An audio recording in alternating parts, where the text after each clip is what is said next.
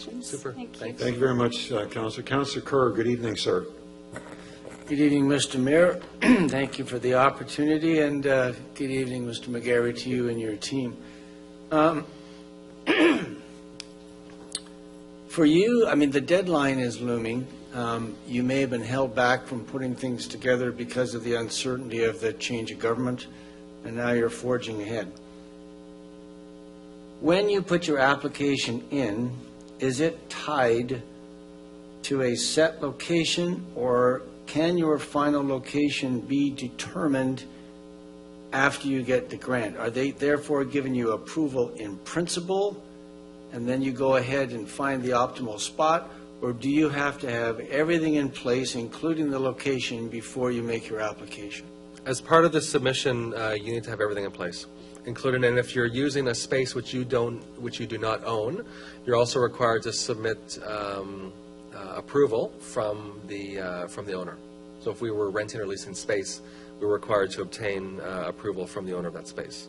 And we also submit a floor plan, a fire plan. It's pretty specific in terms of what we need. Would you understand tonight, if a council, you're looking for a council decision tonight, that might be very difficult to do, because if we don't know where this is going to be located and we don't know what the public response is, we would be probably not doing our due diligence and not be very prudent if we were to give approval in principle without knowing where it's going to be located. So when could we as a council hear from you as to what your chosen location is? We're acting as quickly as we can on that. Part of the public consultation survey, if I may answer your question as well, does ask for the public to give input as to where they think that they would want to see a site located, and so we're going to plan to use that information as well. So in order for this council to give endorsement, we would likely, and I can't speak for all the council, but we would likely need to wait until you could come back to us with a firm proposal as to where you would like to put it and what the public input is. Would that be would you see that as a reasonable position for what this council will need to put itself into? I think however council wishes to proceed, I think is, that's your determination, I suppose. When do you think you could come back to us with a firm location that's been vetted and you believe that to be the publicly accepted, professionally accepted, societally accepted? When could you do that? Well, in order for us to stay on our timeline, it's going to need to be within a month. If we're heading toward middle of March submission, we have the end of March as some additional flex time built in. But I'm not a huge fan of waiting until the 11th hour to make these kinds of submissions. So our next council meeting is March 18th, barring a special council meeting to deal with this. You would likely need to have something by March 18th in order for this council to reasonably give you some kind of a decision. Correct. That's our actual target. We have between the 15th and 18th identified as our target date for submission, so that's aligned. So likely you'd realize that tonight that decision likely won't be forthcoming. Okay, thank you. Thank you very much, Councillor Kerr. Councillor Giberson, good evening, sir. Good evening, Mr. Mayor, and thank you. Thank you very much for the presentation. Very informative, very helpful. I know that a lot of people have a lot of questions and concerns, and there is a lot of assorted information out there in the world on these sorts of services. I have a few questions. Have you visited other facilities? Yes. Can you tell us a little bit about some of the facilities you visited and what you learned from those visits? So today, just by coincidence actually, my colleague Joanne Gorgovelis was at the Works in Toronto. We started off the opioid strategy with 4 days in Vancouver and Surrey. We needed to go to ground zero, really to see and to learn from... When was that? That was about a year and a half ago. Yeah, a team of 4 of us went. I took a physician. We also took a senior leader from Toronto Public Health. We spent 4 days there talking to health leaders, administrators, politicians, patients. We toured every street, every site, not only on the downtown east side, but also in Surrey as well. We spoke with a lot of people over those days, and we learned a lot about what we needed to do, and we also learned about some things that we didn't need to do, because we don't we are not the downtown east side, nor will we ever be. So we've done an awful lot. We've spoken with a lot of people in the meantime as well. Okay. So you mentioned that was a year and a half ago. When you were gathering data then, how long have you been gathering data and investigating and learning about prospective service such as this? I would say, to some degree, I would say for the last 26 years of my life. I would say in a focused way for the last 18 months. Okay. So, and we've also spoke with others as well by phone. Only 3 weeks ago we were speaking with good colleagues in Sandy Hill near the Ottawa area, where they've offered supervised injection services for quite some period of time. We've also spoken with the group in London as well. So we have been very well engaged with the full range of providers on different kinds of models, from the peer-run kind of overdose prevention service that you run out of a tent using volunteers, right through to the type of service that we envision operating, which is a professionally run service with high hospital standards. Okay. That's quite a bit of research. And of course, I think you mentioned Insight earlier in Vancouver. Is that the one that has been around the longest? Yeah. Okay. 2003, I think. Yeah, we were there. Yeah. Okay. In fact, I've been to Insight about 6 times. Have you? Okay. How many deaths has Insight had inside their facility in the time? 0. Okay. I think this question was answered by your reply to Councillor Kerr.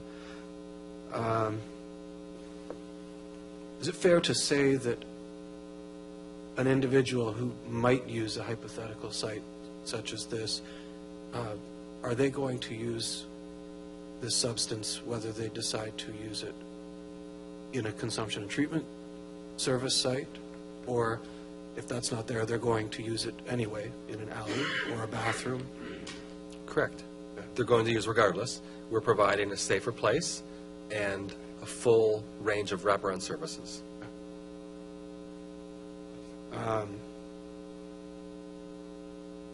And the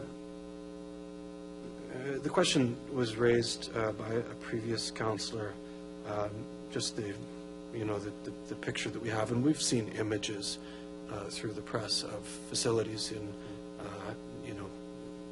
areas that have been dealing with this much longer and on a much larger scale than, as you say, Oshawa probably ever will. Are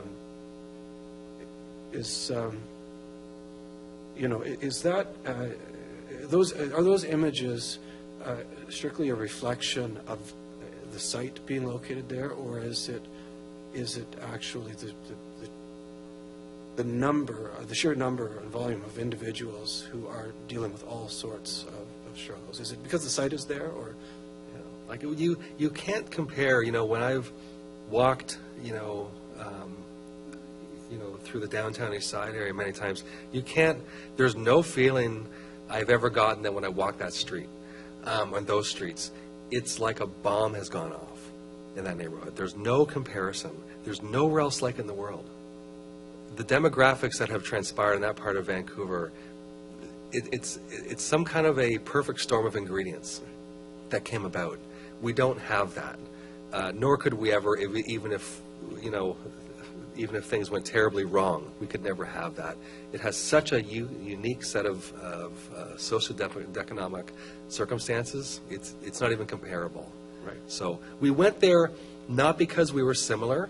We went there because we had to see what they were thinking, and we had to see what they were strategizing, and to learn from what they did well, and to learn from what they didn't do well.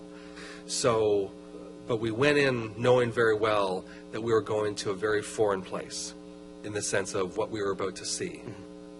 But it was the thinking and the strategizing and the feeling we had to get in order to respond. Okay. Just a couple other questions.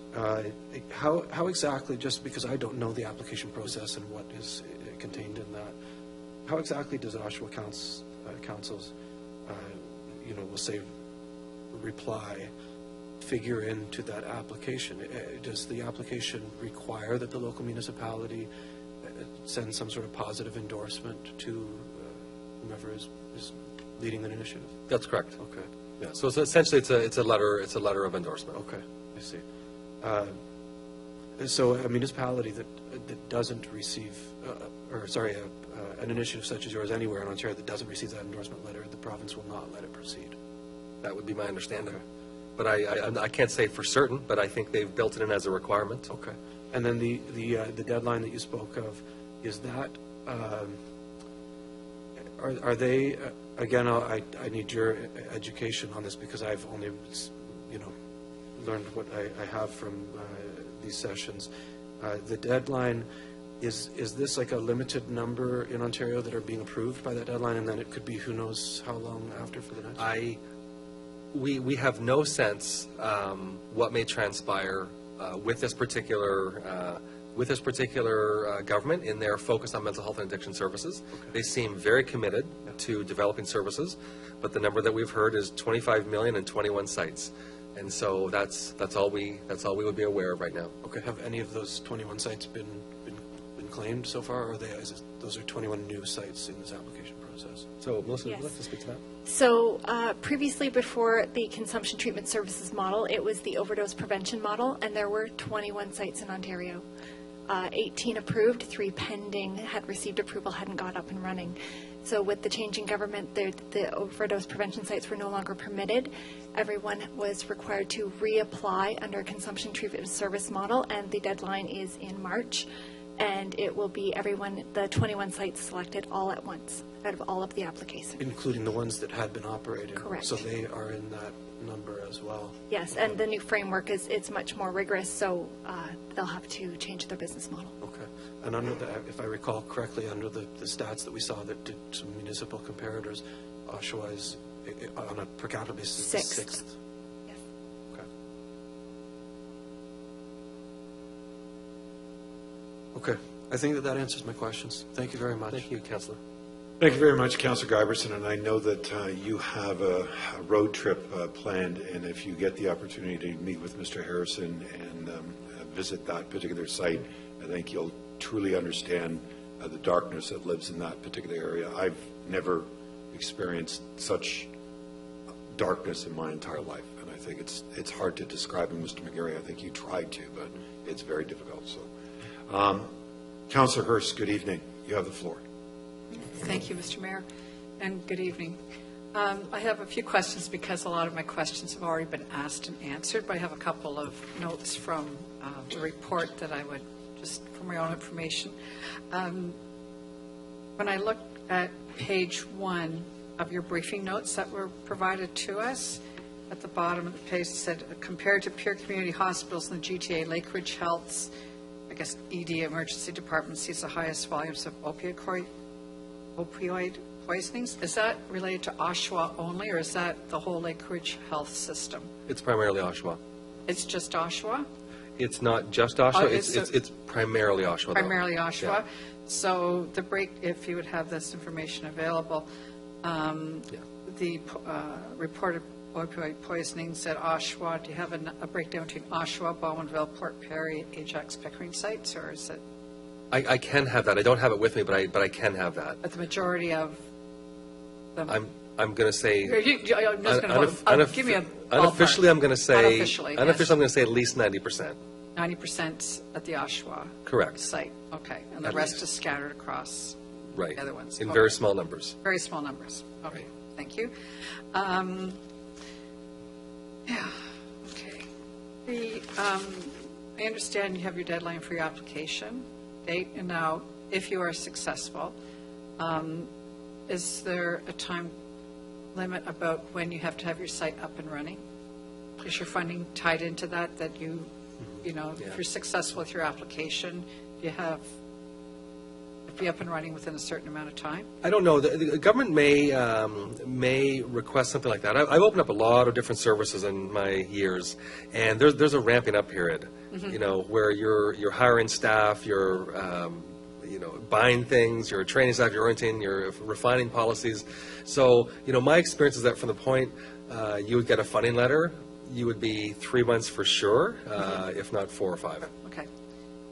Fair enough. The other thing, because basically we're dealing in principle, obviously, but what's going to be paramount is the location if this facility becomes a reality. And one of my questions was, the hours of operation would be 7 days a week, right? Regardless whether it's 12 hours a day or 4 hours a day, but it's going to be a 7-day. It's going to happen every day, day in, day, every day. You're going to be open. Right. Okay. That's the current model. That's the current, okay, so, okay, devil's in the details here, all right. And all of that would be contingent on the amount of funding that you get, whether you're open 12 hours Well, or... correct. So our plan is certainly 7 days a week. But should, for example, the government say, you're too expensive, we need you to cut back, what can you do? We may find ourselves reducing, I would first reduce hours per day rather than days per week. So instead of 12 hours a day, you go to 8 hours a day, but still keep it 7 days a week. Yeah, But we still have daily access. thank you. Irrespective of the location, the size of the facility that you need, your bricks and mortar that you need, in this application process is the criteria that it could be part, say, as part of the Midtown Mall, for example, or does it have to be a freestanding building? There's not a requirement. Not a requirement. And you indicated earlier that you're looking at approximately 3,000 square feet? That's Approximately that optimum? That's what I'm estimating. That's probably the higher end. I think it's somewhere between 2,000 and 3,000, yes. And it wouldn't matter if it was all one floor or a two-story building, as long as you had the square footage? I think this is the type of service, I have a lot of services that are in upper floors in leased spaces. Mm-hmm. This is the kind of service where you need, where you want quick access. So you really want to have ground floor. Ground floor. Ground floor, Right. you're in, you're out. Right. Kind of a thing. So I think ground floor is, that's essential in my mind. Okay. And then you also indicated, because this is such a comprehensive service, because it's not just in and out, but you're offering, one-on-one counseling, providing meals, providing meals. I would say snacks, not meals. Snacks. But so here's the sandwich, okay. Right.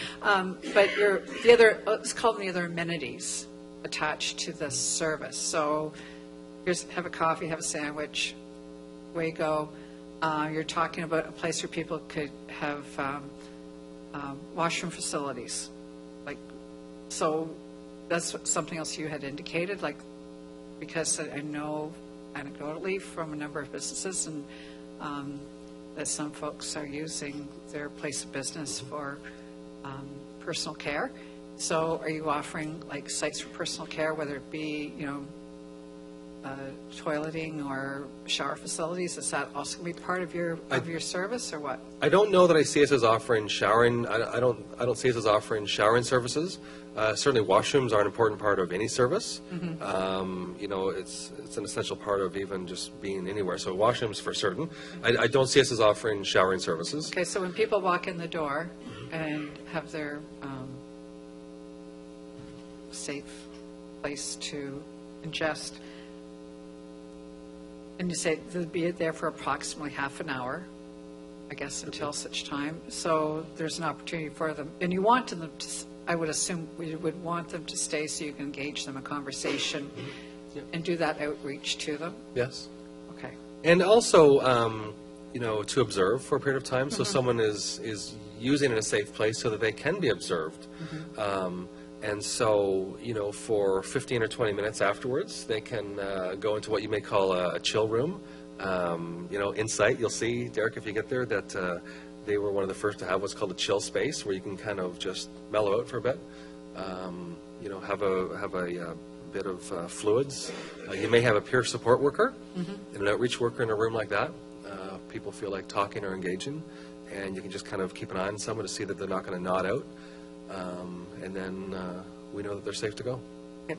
The other thing I found quite interesting was the kits that are available to test the fentanyl. You have 80% of the kits. So 80% of the 80. So the data, and ours is showing the same, is that about 80% of people, when they see a positive result from a fentanyl test, 80% of people will change their behavior. to do what? So what they'll do, and there's three really important things: use with someone, have an naloxone kit, use less. So if you just obtain a brand-new supply, you have no clue what's in it, don't go heavy on it. Testing Go, to make go really sure. light. Just Yeah. take a little tiny bit to make sure it's not going to throw you into a tailspin. So that's the most important thing. So empowering people to make those decisions wherever they are. That's why we give people the kits. We give people the kits right now. They're distributed through Tent City and everywhere else, so that people can make informed, health-based decisions wherever they are that can help to reduce their likelihood of an overdose.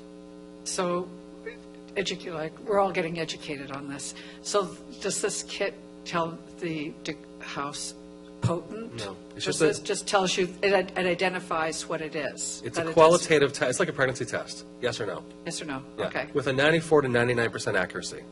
So what happens when they discover that this composition isn't what they thought it wasn't fentanyl? What do they do then?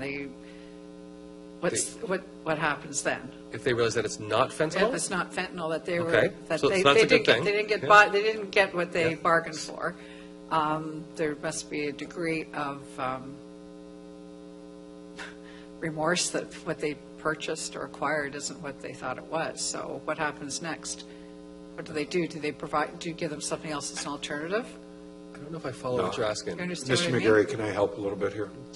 So I know, but what is the drugs are mixed with many different types Yeah. of substances. Yeah. One of those substances, unfortunately, is fentanyl. Fentanyl is a kicker to whatever the main drug is to increase the potency. The danger is that when the fentanyl levels are too high, they yeah. can kill you. Right. In some circumstances, fentanyl is not always used in all drugs. So when somebody is still going to use drugs, they'll still use it. Yeah. What Mr. McGarry was saying is, if there is an indication that the fentanyl is within that batch that you have, his suggestion is 3. Yeah, those Use not- with someone, Yeah, use less. or not. Hopefully not. So Okay. that's where it gets. An addict, if they have a product, understand what Mr. McGarry had said earlier. In many circumstances, under this type of addiction, what you're trying to deal with is the withdrawal symptoms that can be the most dangerous aspect of it. Yeah. And that's what they're managing, and it is different than other uses of drugs, because in this particular circumstance, Mr. McGarry, you correct me, but in this particular circumstance, this is about maintaining more so than anything else. Okay, Sorry. Thank you for the clarification. I'm getting so confused with all of this. So many issues. So, obviously, as part of your due diligence and looking forward to scouting out for an appropriate site, I would assume that you've been in contact with the planning department here at the city to find out available sites or areas that would be agreeable or would be appropriate for your use? So we were earlier, about a year ago, we were in contact with the planning department at that time. We had some very good conversations. But at this point, and we're aware of the bylaw zone, if that's the proper term. At this point, now what we need to do is I have, through Lakeridge Health, I have people who manage real estate. And so they now have my directions to go find places. And this is in collaboration with Public Health and the John Howard Society. So it's their task to now see what's available and find locations, and then to bring those forward. Report back to you? Yeah. Okay. But at this point in time, we're not actively talking with the City of Oshawa Planning Department. Thank you. Then, at the end of the day, there's a lot of concerns and out there about the location. Now, with the introduction of the retail of cannabis and the restrictions, are there any restrictions placed upon you outside of the zoning that, you won't be, the location, the proximity to educational, like schools, or et cetera, nursery schools, elementary schools, secondary schools? Are those restrictions in place for you, or are those self-imposed? Yeah, I'd be happy to answer that. So we would treat it like any similar cannabis shop We would not want to be located in anywhere where children and youth frequent. That would go against the public health approach to managing any substance. We don't want liquor stores there. We don't want cannabis shops there. We wouldn't want this there either. So siting is key. We want a win-win for everyone. So trying to remember who's at risk. Our youth and our children would be particularly vulnerable, and we wouldn't want to locate it where they are. Thank you very much. And then with the benefits, I know this is, and this is my last question, Mr. Mayor. The benefits about less overdose, obviously less overdose deaths, et cetera, but less publicly discarded needles, less public drug use.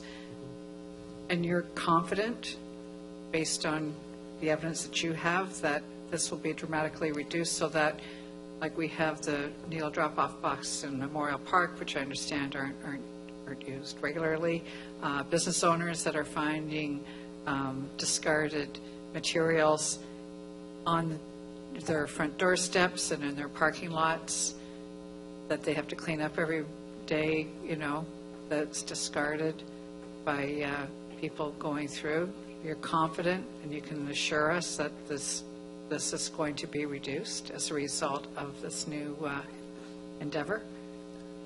What I can't promise is that it's going to solve each and every one of those problems and eliminate every needle in every park, down every street, and so forth. But what I can say is that we would not be here in this strong partnership if we didn't have that strong level of confidence in all of the evidence that points to this as an important part of the solution for Oshawa. Okay, I'm sorry, one more question. I'm sorry, Mr. Mayor, I just have to, I promise this is the last one.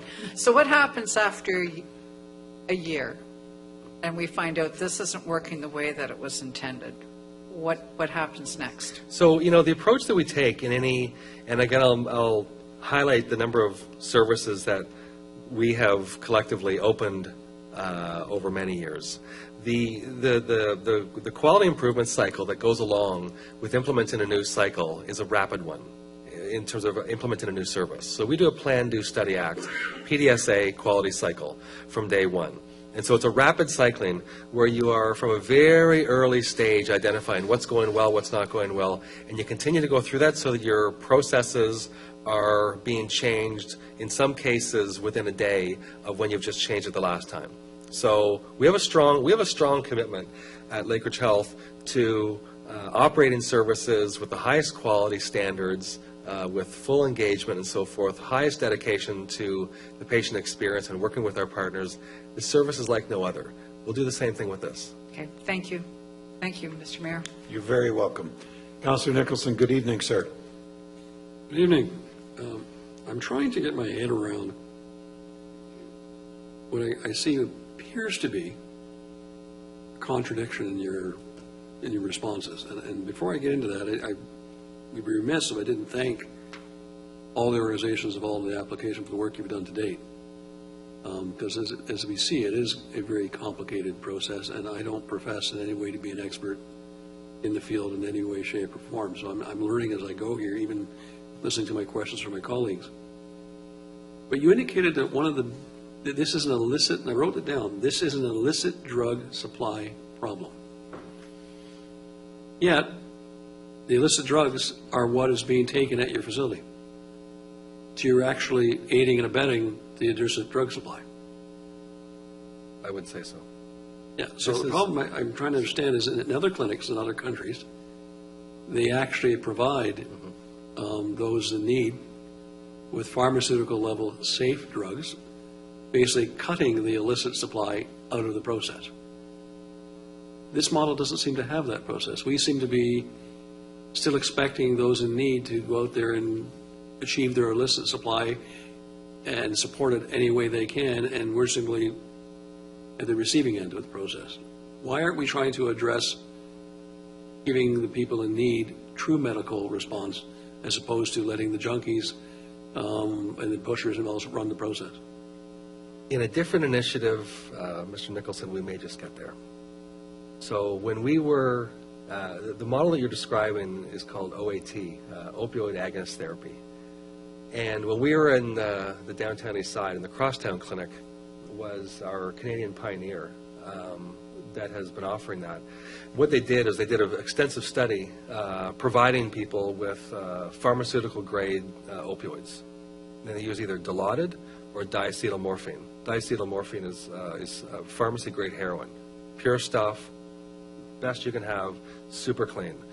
And so they did an extensive study with the what you would define as the hardest core of drug addicts, people who had been through every program and just been unsuccessful on the way.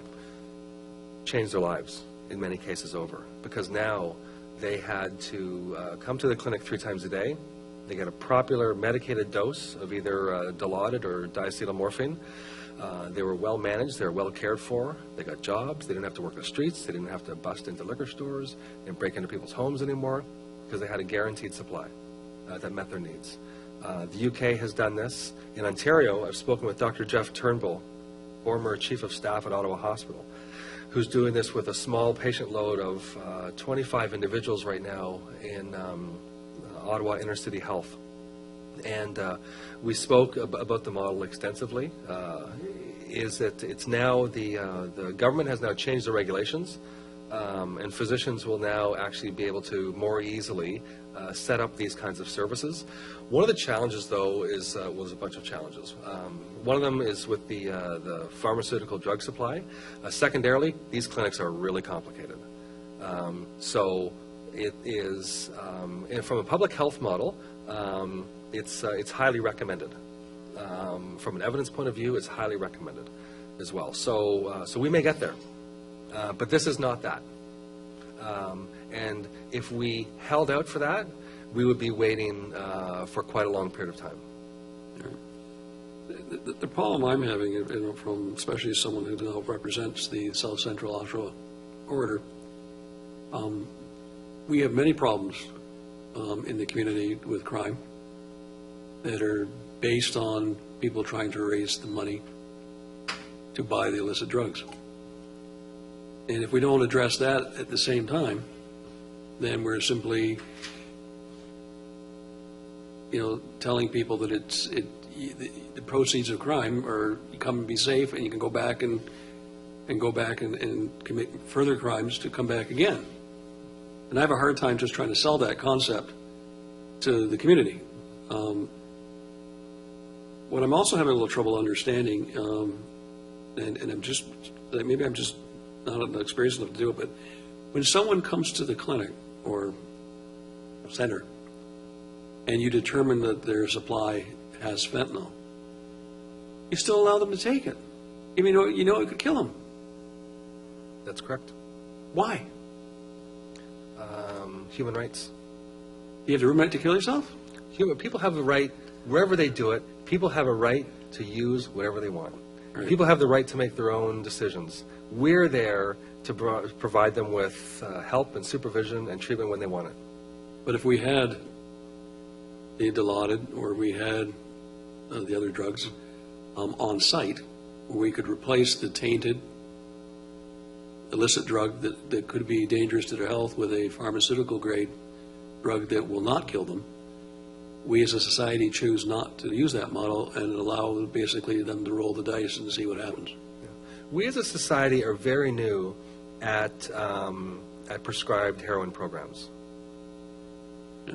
I didn't look at the UK site, but I looked at the Netherlands and other places where they're heavily being successful in addressing this issue because they are addressing it from a strictly medical point of view. Very true. Is it not more appropriate for us to have a medical-based approach?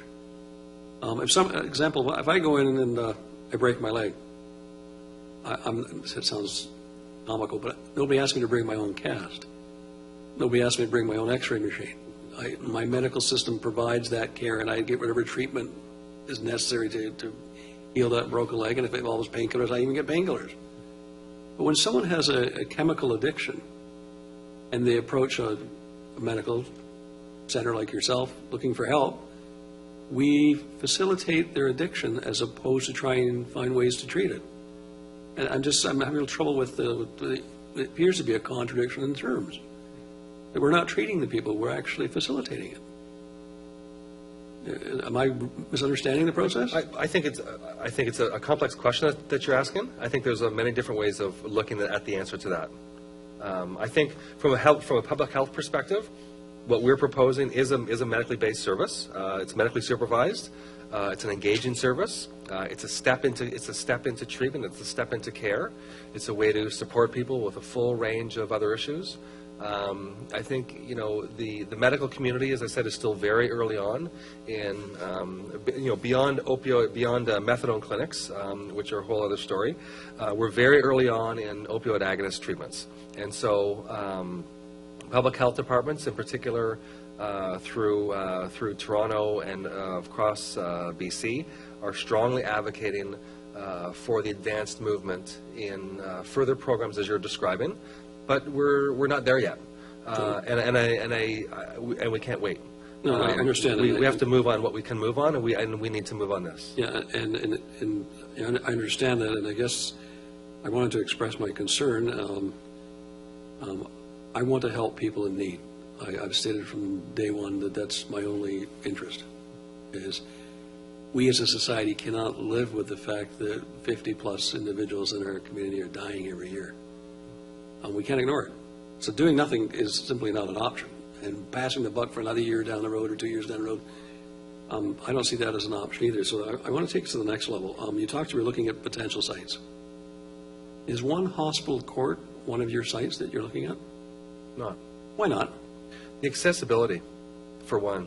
I think the accessibility. We need a place that is on the street, and in Lakeridge Health, you have 2 or 3 doors in, and they're busy doors. An emergency department door that's already seeing 125,000 people a year, it's not the right location. All right. This needs to be an independent location that can offer the kinds of services in an accessible, interdisciplinary type of care. All right. Well, that leads to my next question. Is one that I've struggled with. Is how does one preserve patient privacy and not stigmatize the people coming to a standalone clinic? If it's only for this purpose, then the perception is going to be everyone who walks through the door has an opioid problem. So are we then creating a stigma? Are we then not allowing the person in need to have privacy? Like if there's a medical orientation, people should know your personal and private needs. How do you address the privacy issue? So I couldn't be happier with the kind of progress that we're making across the board in reducing stigma, and that we're seeing mental health and addictions on fair ground as we are other health conditions. So I think as a society, we're making great gains. I operate clinics that go from, as I mentioned, Bowmanville to Port Perry, out to Scarborough. 11 sites in total. Some are heavily specialized, one for eating disorders, one for early psychosis, and so forth.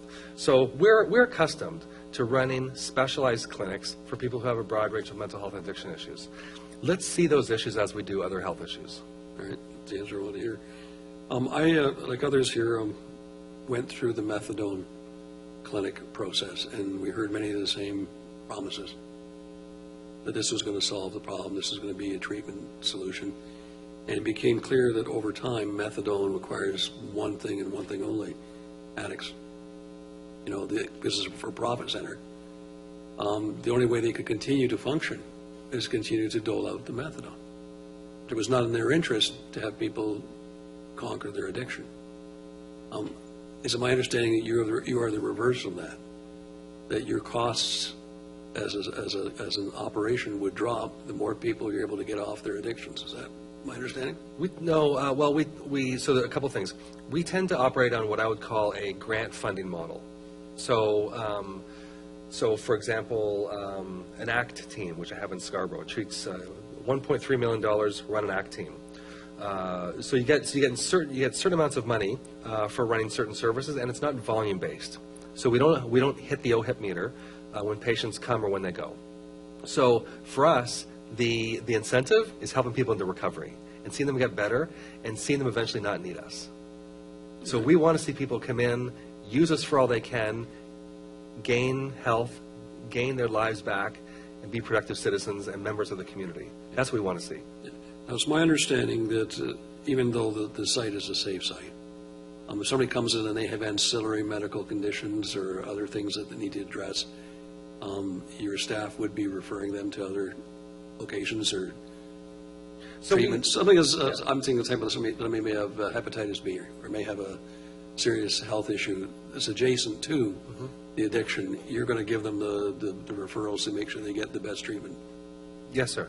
And that's one of the keys. The same with the social aspect of it. Yeah, right. If they need clothes, if they need housing, if they need food, if they need support, rather than having to leave your clinic and go elsewhere, you're going to actually act as a facilitator.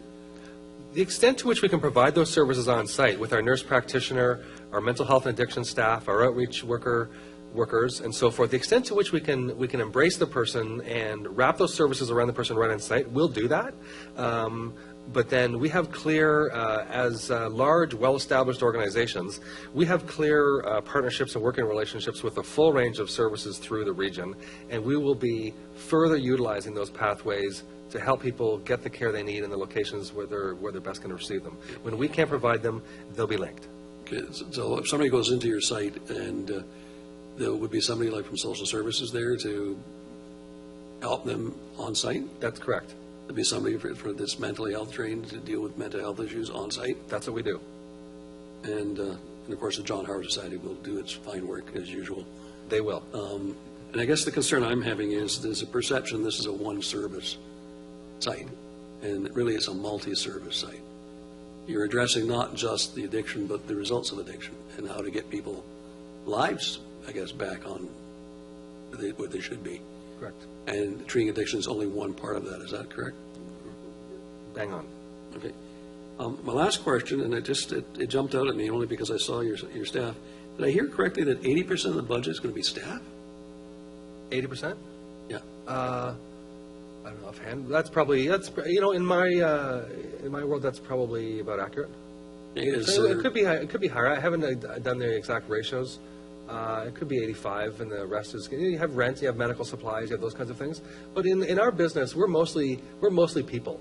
If you were to compare me to like a surgical program or something like that, they have a lot more in the way of staff and drugs and those kinds of things. So I'm probably in the way of 85% human resources and 15% supplies and so forth, supplies and rent. It jumped out at me, and I couldn't know if I heard it right or not. Those are my questions. Thank you.